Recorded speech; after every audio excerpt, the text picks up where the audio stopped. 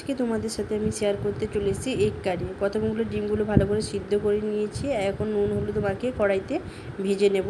তো দেখো লাল লাল করে ভাজতে হবে। তার মধ্যে আমি মশলাগুলো রেডি করে নিয়েছি, পেঁয়াজ কুচানো, আদা রসুন ছেঁচা, তারপরে এখানে টমেটো নিয়ে নিয়েছি। আর এখানে দেখো ভালো করে ডিমগুলো ভাজতে থাকবো। তো ডিমগুলো ভাজা হয়ে গেছে, এখন তুলে নেব। তারপরে কড়াইতে একটু তেল দিয়ে আর আলু যে মাখা ছিল ওই আলুগুলোকে একটু ভেজে নেব। তারপরে ভাজার পর তুলে নিয়ে একটু তেল দিয়ে তাতে দিয়ে দিতে হবে চিনিটা কালার চলে এলে এখানে দিয়ে দিতে হবে রসুনটাকে ভালো করে মিক্সড করে নিতে হবে। এরকম তেল ছেড়ে এলে পেঁয়াজ কুচানো যে ছিল ওইগুলোকে দিয়ে দিতে হবে।